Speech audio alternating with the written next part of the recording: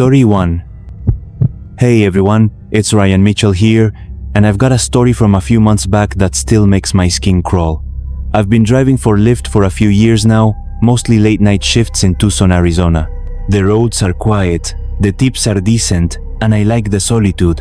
Sure, you get the occasional weird passenger, but nothing ever prepared me for what I'm about to tell you.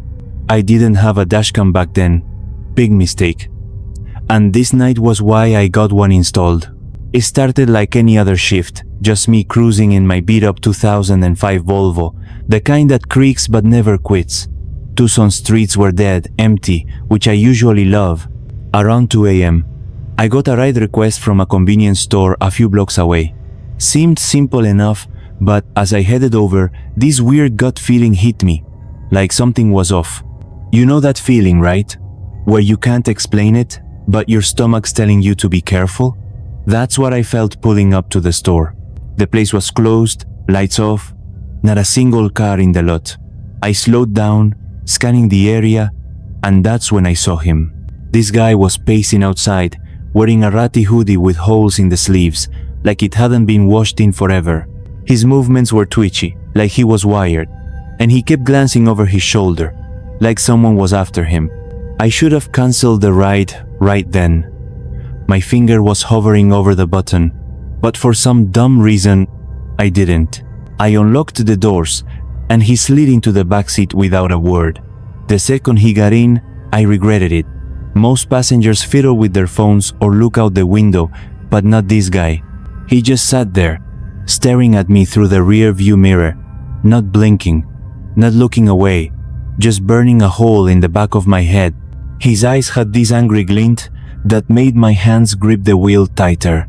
I tried to play it cool, turning on the radio to break the silence. Some random pop station. But the second the music started, he snapped, "Turn it off." His voice was deep, raspy, like he'd smoked a pack a day for years. It caught me off guard, and I swerved a bit, my heart picking up. I shut the radio off without a word, not daring to look back. The silence was suffocating now, just the hum of the engine and my own breathing.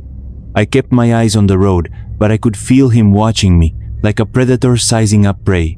Then he spoke again, out of nowhere, asking, "Have you ever picked up someone you shouldn't have?" The question hit like a punch. I forced a laugh, saying, "Hope not," trying to keep it light, but he didn't smile. He leaned back, muttering something I couldn't catch, then started rambling about how he used to drive for Uber until some punk stole from him. His words were slurred, and he was smiling the whole time, a creepy grin that didn't match the story. It was so unsettling, like he was enjoying my discomfort. I glanced at the GPS, praying we were close to his stop, but we weren't. This guy wasn't just weird, he was dangerous, and I was stuck with him in my car, alone in the middle of the night, with no idea what he was planning next. Hey everyone, it's Ryan Mitchell again, picking up where I left off with that creepy Lyft passenger in Tucson, Arizona. So there I was, stuck driving this guy who was freaking me out, staring at me through the rearview mirror and snapping at me to turn off the radio. His creepy grin while he rambled about being an ex-Uber driver already had my nerves shot, but things were about to get so much worse. He'd just asked if I ever picked up someone I shouldn't have, and I was trying to laugh it off, gripping the wheel like my life depended on it. Then he leaned back and started muttering, real low, like he was talking to himself. I caught bits and pieces, stuff like, "I didn't mean it," and "I'm a bad person," over and over, mixed with these frantic apologies to someone who wasn't there. My pulse was racing. I didn't know what he'd done, but it sounded bad, and being alone with him in my car felt like sitting next to a ticking bomb. I kept my eyes glued to the road, glancing at the GPS, counting down the minutes to his stop. Then he got loud again, yelling that I'd missed a turn. I hadn't. The GPS was clear, but I slammed on the brakes out of pure fear, pulling over on a dark, empty street. My hands were shaking as I shifted into park, just wanting this nightmare to end. That's when I saw headlights behind us. A police car rolled up slowly, its spotlight sweeping over my Volvo. I held my breath, praying they'd stop. The guy in the back seat slouched down, practically lying flat, like he was hiding. I turned my head just enough to see him, eyes shut, body stiff, and my stomach twisted. He was definitely running from something. The cop car passed without stopping, and I let out a shaky breath, but I was still trapped with this guy. He stayed down for what felt like forever, and I sat there, too scared to speak, feeling like he could snap any second. Finally, he sat up, looked right at me through the mirror and said, "You got lucky." Before I could react, he threw open the door and vanished into the night. I locked the doors, my heart pounding, and called off the rest of my shift. I couldn't drive another second. I went home, rattled, trying to convince myself it was just a weird night. A few weeks later, I was scrolling on my phone and saw a news article that made my blood run cold. A convenience store 2 blocks from where I picked that guy up had been robbed that night. The description of the suspect, ratty hoodie, twitchy, matched him perfectly. I realized I'd had a criminal in my back seat, someone who could have hurt me if things had gone differently. I thought about calling the cops, but I've got my reasons for avoiding them, and I wasn't sure it'd do any good. That night changed me. I got a dash cam, and I'm way pickier about who I let in my car now. I still drive late shifts, but every time I pull up to a stop, I feel that same gut twist, like he's out there, watching, waiting for me to pick him up again. I don't think I'll ever shake that feeling, knowing how close I came to something awful, stuck in that car, alone, with nowhere to run. Story 2. Hey everyone, it's Ethan Brooks here, and I've got a story that still messes with my head, even years later. This happened about 3 years ago when I moved to a cabin deep in the woods near Duluth, Minnesota. I've been living in the city, but after some rough stuff I won't bore you with, I developed this thing called phonophobia. Basically, loud noises like car horns or slamming doors made my chest feel like it was full of pins and needles. I couldn't handle it anymore, so I found this cabin online, buried in the middle of nowhere. It was perfect. No traffic, no neighbors nearby, barely any cell service, just pure silence. The cabin was small but cozy, with thick wooden beams, a stone fireplace, and that earthy pine smell that felt like a hug. For the first time in months, I could breathe. I worked from my laptop, so I didn't need to deal with the outside world much. The nearest neighbor was a 10-minute walk down a dirt path, and I hadn't met them yet. I was loving the quiet, birds in the morning, wind through the trees at night. It was like the world had hit pause. About a week in, I heard a knock at the door. No doorbell, just these sharp raps that echoed in the stillness. I opened it, and there was this older woman, maybe late 60s, with long, gray hair, and these intense blue eyes that seemed to see right through me. She introduced herself as Clara Evans, my neighbor down the path, and handed me a basket of homemade preserves, like something out of a small-town movie. But her vibe was off. She wasn't rude, just blunt, like she didn't do small talk. I took the basket, mostly because she was practically shoving it at me, and thanked her. Then she said something I'll never forget. Always keep your lanterns full, your windows shut tight, and your wits sharper than your axe. It was so weird, like she was reading from some creepy rule book.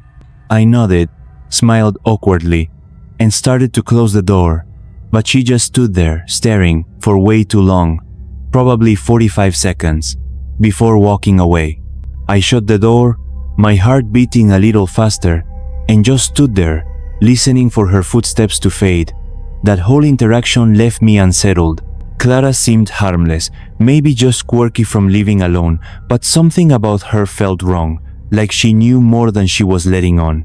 I set the basket on the counter and tried to forget it, telling myself I was overthinking. That night, a rare thunderstorm rolled in, the kind that shakes the windows. I lit some candles, curled up with a book, and actually found the storm soothing. Natural sounds didn't trigger my phobia like city noise did. But a few hours in, a loud banging at the door made me jump out of my skin. My chest tightened, that pins and needles feeling flaring up. I grabbed a flashlight, my hands shaky, and peered through the window by the door. It was Clara, soaked from the rain, clutching a flashlight, her face dead serious. I didn't know it then, but that knock was the start of something that'd make me question everything about that cabin and whether I was ever really alone out there. Hey everyone, it's Ethan Brooks back again, continuing that creepy story from my cabin in the woods near Duluth, Minnesota. So, I just met my weird neighbor Clara, who gave me a basket of preserves and a cryptic warning about keeping my wits sharp, and then showed up during a thunderstorm claiming she saw someone near my woodpile. Her story didn't add up. Her cabin was 10 minutes away, so why was she on my property in a storm? I was already on edge, locking up tight and trying to shake the feeling that something was watching me. That night, after Clara left, the storm started to die down, but I couldn't relax. Around midnight, I woke to a sharp snap outside my bedroom window, like a branch breaking. I'm a light sleeper, so I knew it wasn't my imagination. My heart was pounding as I crept to the window, peering into the moonlight. There she was, Clara, standing at the edge of the woods, her long hair a mess, faced away from the cabin. I froze, my breath catching. Why was she here? I ducked down when she started to turn, my chest tight with that pins and needles feeling. When I peeked again, she was gone. I didn't sleep, too freaked out to close my eyes. Just as I was starting to calm down, thinking I'd stay up till dawn, there was another knock at the door. Soft this time, not like Clara's banging. My stomach dropped. I tiptoed to the door, peering through the window, and my blood ran cold. It wasn't Clara. It was a burly, bald guy with a thick beard. Someone I'd never seen. Panic hit hard. I backed away, locked myself in the bathroom, and called 911, whispering to the operator. Then I heard it. Banging, not knocking, like someone was smashing the door with something heavy. The front door gave way with a crash, and I heard glass shattering, wood splintering, like he was tearing the place apart. I sat on the bathroom floor, shaking, sure I was done for. The smashing stopped, and it went quiet, too quiet. I didn't move, didn't breathe loud, waiting for footsteps that never came. The police showed up faster than I expected, but the guy was gone. They searched the property, found nothing, and acted like it was no big deal. I begged them to check Clara's cabin, so we went, only to find it abandoned, boarded up, no sign of life for decades. My jaw dropped. The cops said no one lived there, no squatters, nothing. I tried to argue, but they brushed me off, saying living in the woods was my risk to take. I was furious, terrified, and felt so helpless, like no one cared. I spent one more awful night in that cabin, every creak making me jump, and moved out the next day. I couldn't stay, not after that. I still don't know who Clara was, or that man. Some friends think she was a ghost trying to warn me, but I don't buy into that. I think they were squatters, targeting me for some reason. But why Clara warned me first, I'll never understand. That cabin was supposed to be my safe haven, but it turned into a nightmare. Even now, I feel like those woods are still watching me, like Clara's blue eyes are out there, waiting for me to come back. I've moved on, but that fear, that feeling of being alone with something dangerous.it never really leaves you. Story 3. Hey everyone, it's Jay Carter here, and I've got a story from last Christmas that still keeps me up at night. My girlfriend Emily Davis and I have been together since freshman year at the University of Texas in Austin, where we're both seniors now. We are both from Texas. She's from San Antonio. I'm from a small town just outside Austin, and being from the same state made us click right away. One of our favorite traditions is how we split Christmas between our families. We spend Christmas Eve with my folks, who go all out with a big dinner and presents, then drive through the night to Emily's place for Christmas Day. It's about a 2-hour drive, mostly on quiet back roads, lined with fields and the occasional farmhouse, and we love it. There's something special about cruising those empty roads at midnight, just the two of us, blasting our favorite music. Yeah, We're those people who sing along to Juice WRLD like nobody's watching. It's cheesy, but it's our thing. Last Christmas Eve started like always.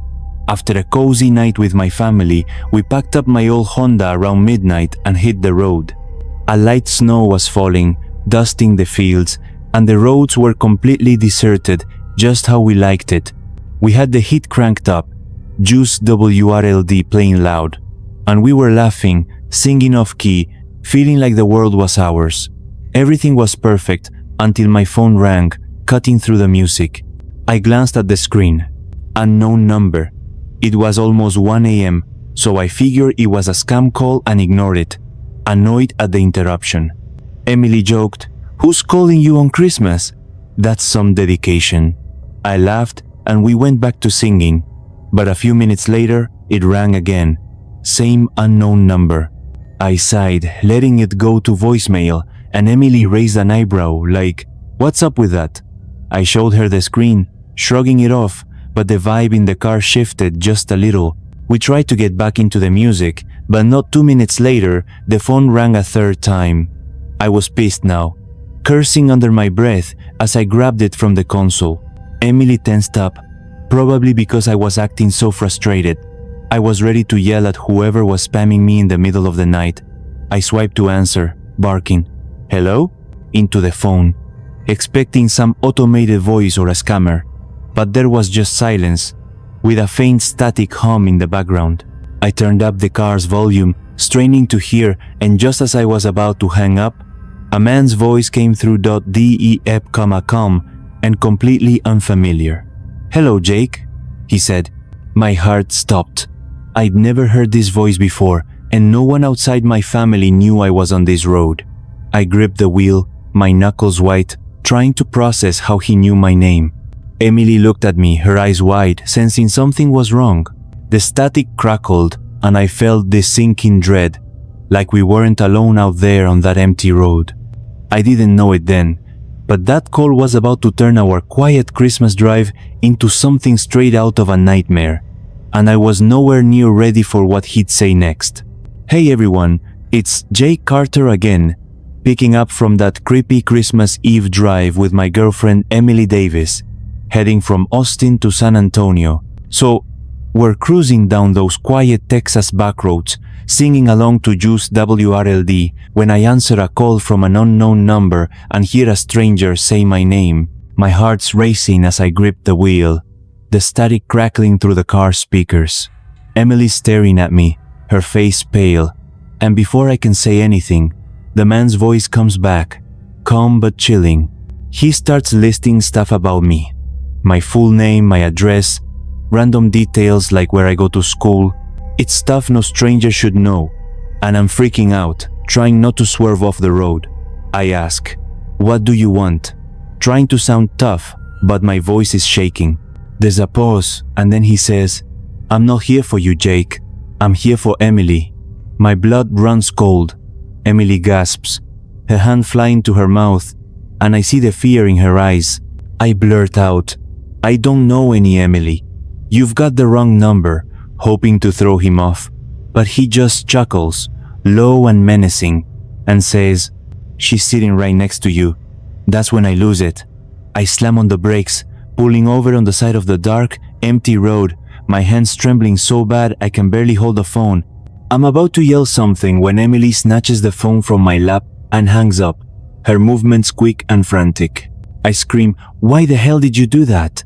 My voice echoes in the car. She doesn't answer, just stares at me with these wide, terrified eyes, and I'm hit with this wave of doubt. Why would she cut off a call from someone threatening us? I try calling the number back, once, twice, 3 times, but it doesn't connect, like it never existed. Emily says, "Just drive, Jake." Her voice small, and I do, but my mind spinning. We're silent now, the music off, the warmth of our Christmas tradition gone. I keep glancing at her, wondering if she's hiding something. We've had moments before, little white lies, times I caught her being vague. But this? Could she know this guy? I hate myself for thinking it, but the doubt's there, gnawing at me. The road stretches on, dark fields on either side, and I feel so alone, like we're being watched from somewhere out there. I keep expecting the phone to ring again, but it doesn't. Emily's crying quietly now, saying she's scared, and I want to believe her, but that hang-up keeps replaying in my head. We make it to her parents' place, but I don't feel safe, not even in their driveway. It's been a month, and we've asked everyone, our families, friends. One knew we were driving that night. Emily swears she's as clueless as I, but I'm not sure I buy it. I flinch every time my phone rings, waiting for that voice to come back. I don't know who he was, how he knew us, or why he targeted Emily. Was it a prank? A stalker? Something worse? Not knowing is what kills me.